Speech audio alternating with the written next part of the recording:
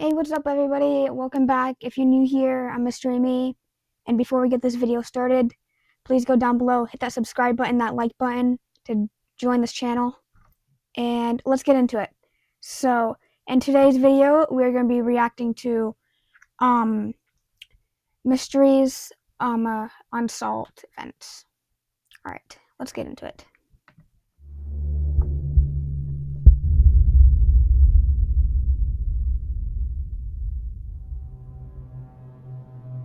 Creepy encounter in the woods. The first video we'll be taking a look at today comes from a viewer named Pete, who early in 2023 found something quite unsettling during an otherwise routine YouTube video. While watching an outdoor-centered YouTube channel called TA Outdoors, the viewer watched as the video's host stumbled upon a place in the woods that could be best compared to a location straight from the Blair Witch Project. The host, known for his bushcraft and survival skill displays in remote, isolated areas of the world, found a series of skulls on sticks propped up amongst the trees. It was as if an ancient ritual had taken place on these grounds years ago and had been left to decay in the middle of an abandoned forest. The host was quick to point out he only selected locations far from civilization or any known human contact. Whatever or whomever left those skull staffs, they had done so decades, if not centuries before he discovered them. It should also be said that the host of the survival videos wasn't unsurprised by the eerie enigmas littered throughout the woods. He hadn't ever seen something of the sort, and canvassing vast woodlands is his hobby. The hardened adventurer was quick to admit the creepy nature of the skulls, and admitted he was unsettled after more and more Blair Witch artifacts were popping up. So what could explain the existence of these primitive, morbid revelations? It's possible the location of these skulls is the former stomping grounds of a cult. The appearance of the corpses, fastened to sticks, gives off ritual vibes, as if part of a sacred site where animal sacrifices or worse were made. Others believe the death-ridden land the host stumbled upon is filled with signs of witchcraft. There's always the potential for ancient witches to have used the woods for their sorcery. Could these artifacts be the remnants of a coven? And if so, could this coven still be active? It's hard to say for sure what exactly these discoveries are evidence of, as the specific location of our survivalist's trek is never clarified.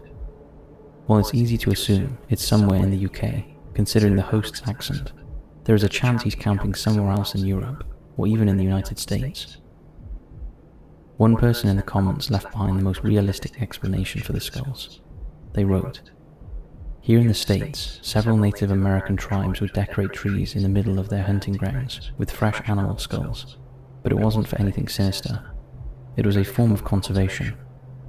When you hunted an animal and hung its head up, you were telling the hunter what animals had been most recently taken from that area, so they knew to hunt something else and not thin out the population. Unfortunately, without precise coordinates, there's no way to prove these theories. The host from the original bushcraft video obviously made it home to tell his tale. However, the next brave soul to venture..." Alright, so that one, first of all, if I was that guy, I would actually pick somewhere with close to civilization, not too much, but like somewhere in the middle of the woods there's like a town a couple minutes away. I wouldn't be picking anywhere that has like no cell service or anything, because it can be pretty dangerous. And also, I would just pack it up and leave if I just like saw those bones and on the stick like that. Nuh-uh. No way. To that neck of the woods might not be as fortunate.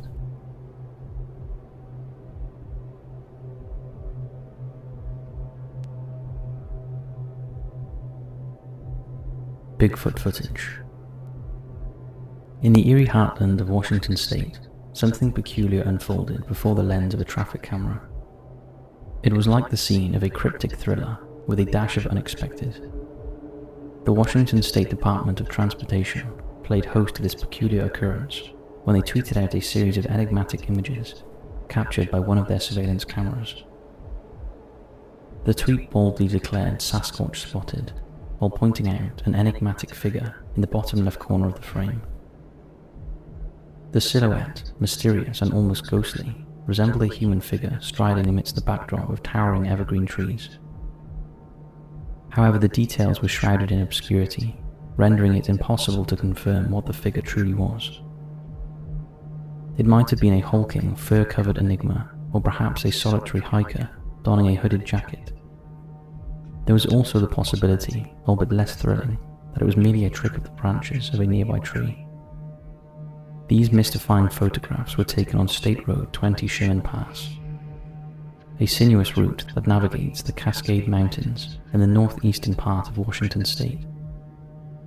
It's a spot where nature's secrets intertwine with the unexplained, and it's just about 70 kilometers south of the Canadian border in Grand Forks, British Columbia. This tweet, containing at least 2 photos, sent the curious minds into a frenzy.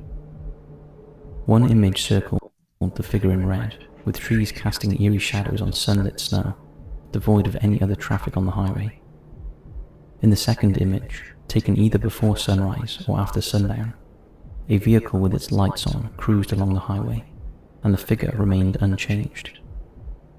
As the enigmatic photos spread like wildfire across the internet, Twitter users chimed in with their theories and jests. Some wondered if this was a remarkably slow-moving Bigfoot, as it persisted in the same spot. But alas, the cryptid hunters came up empty-handed, and the figure remained a riddle. The world has long been intrigued by the possibility of Bigfoot's existence, with reported sightings scattered across North America's wooded landscapes each year. Washington state, along with its neighbor British Columbia, has earned a reputation as a hotspot for supposed Bigfoot encounters. Eager adventurers can join in the hunt by keeping an eye on the Washington State Department of Transportation's public traffic cameras, which snap new images every hour. The Bigfoot figure lingered on the SR-20 Sherman Pass camera for a whopping 48 hours. But as of today, its whereabouts remain a mystery. If you're in the area, keep your wits about you, for who knows what lurks in those shadowy woods. So, I don't really believe in Bigfoot at the same time. Everyone has different beliefs on it, but I just feel like it's almost like a monkey, or almost like I don't know, but it's like, I don't know. I think it's like, my belief, I think, is that it was just a giant monkey that can walk. But I don't know, because I, like, what I think it is just it could be, like they said in the video, like a guy walking, with just a jacket. I mean, you guys can think of whatever you want it to believe in, but that's why I think it is. But yeah.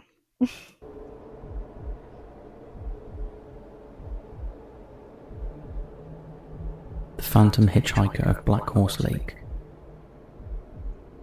Deep within the sprawling expanse of Montana, a land steeped in history and mystery, the Treasure State reveals its curious side.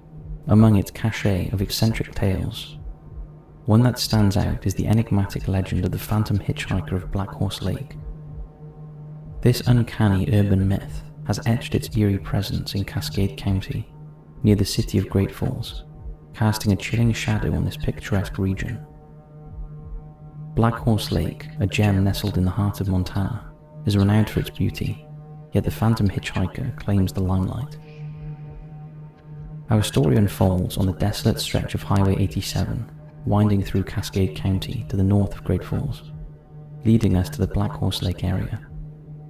This seasonal lake, normally dry, save for the spring and early summer, hosts a unique inhabitant, the most assertive phantom hitchhiker in the United States.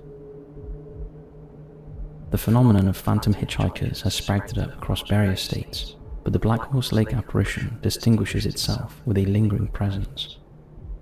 Picture this: a solitary traveler embarks on a nocturnal journey along this lonely highway, en route to Fort Benton. In this flat landscape, visibility extends for miles. Suddenly, a passenger in the vehicle glimpses a figure on the roadside. It's a Native American man, donned entirely in denim. his outstretched thumb signaling the universal symbol of hitchhiking. The driver steers closer, intending to lend a helping hand, but in the blink of an eye, the hitchhiker somersaults over the vehicle's hood and across its windshield, as if colliding with an invisible force. Naturally, any rational person's instinct would impel them to halt the vehicle and assess the situation.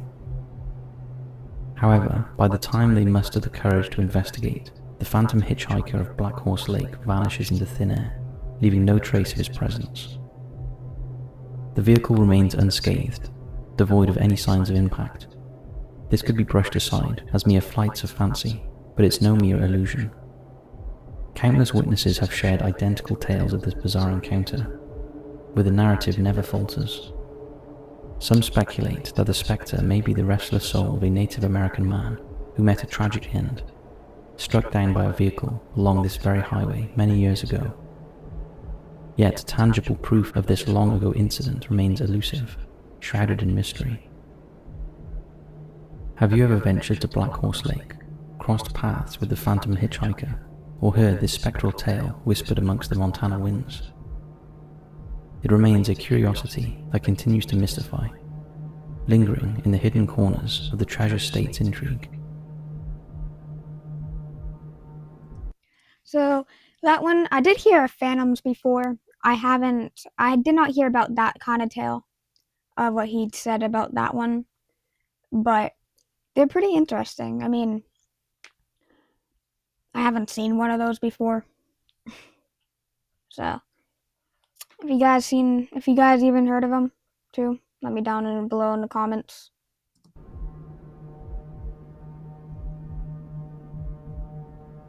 The scary story of Ruth Finley. In the chilling annals of October's eerie mysteries, the story of Ruth Finley unfurls like a macabre tapestry of torment.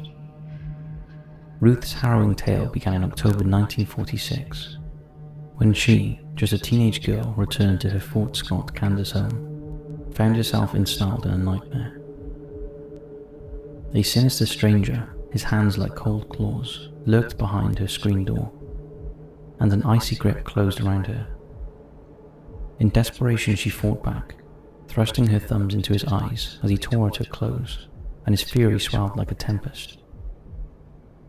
Her memory dimmed as he heated a flat iron on the stove, and her pain seared like fire. The local news recounted the assault, dubbing Ruth a victim of a sex maniac, leaving her haunted by the past. Decades later, in June 1977, amidst personal tragedy, she was once again plunged into a living nightmare. A menacing voice on the telephone demanded money, hinting at the branding attack. This 47-year-old mother of two sons, whose husband had recently suffered a health scare, was now targeted by an unseen menace, who knew her past and her place of work. The sinister spectre from the past resurfaced, rekindling Ruth's anguish. In her office at Southwestern Bell Telephone Company, she received a disconcerting envelope containing a clipping about her long-buried trauma. As the ominous letters continued to plague her, Ruth and her husband Ed sought refuge with the Wichita Police Department in 1978. Their harrowing story unfolded at the same time as Wichita's infamous BTK killer was spreading terror with threatening attacks. A year later, after a nightmarish encounter with a shadowy figure during a shopping trip, Ruth reported being kidnapped and released. Yet no leads or evidence surfaced, leaving investigators perplexed. Amid concerns that the BTK suspect might be her tormentor, Ruth endured 5 weeks of police surveillance, but the menace remained elusive. Her relentless pursuer, known as the Poet for the gruesome rhymes in the letters, turned his malice towards the police. August 31st, 1979 marked a turning point as Ruth was hospitalized with stab wounds, the hand of the Poet at work. The peril escalated further when a butcher's knife, wrapped in a red bandana, arrived at her workplace, followed by a gruesome Valentine's message. Here's to you a tender Valentine, red with blood and tied with twine, nothing too much for a Valentine. Gone from here by whim of mind. In the grim shadow of impending danger, the Finleys' Christmas was marked by severed phone lines. wreath fires, and shocking deliveries on their doorstep. Copies of the poet's letters were sent to an expert, Dr. Murray S. Miram, who described the sender as a virulently psychotic loner.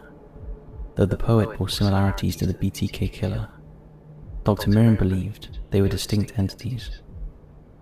With more than 300 interviews yielding no suspects, Chief Richard LaMunyon's involvement in 1981 took a chilling twist. He summarized that Ruth herself was the poet and placed the family under surveillance. Shockingly, Ruth was captured on film mailing one of the poet's letters to herself. Under questioning, she confessed to perpetrating the threats, kidnappings, and self-inflicting wounds, all while in the throes of psychosis. The investigation had cost the police department a fortune, but no charges were filed, as psychiatric examinations deemed her actions non-malicious. As the Wichita Eagle reported, Finley had unknowingly been tormenting herself as a result of psychiatric problems stemming from a childhood of horrific physical abuse. Ruth embarked on a long journey of therapy with Dr. Andrew Pickens, unearthing the buried traumas that led her to create the poet. Her family's unwavering support and a desire to help others led Ruth to share her story with a local news program. She passed away on May 30th, 2019 at the age of 89, leaving behind a tale that serves as a haunting reminder of the eerie mysteries that lurk in the darkest corners of true crime history. That was crazy. That was a very interesting mystery, I will say.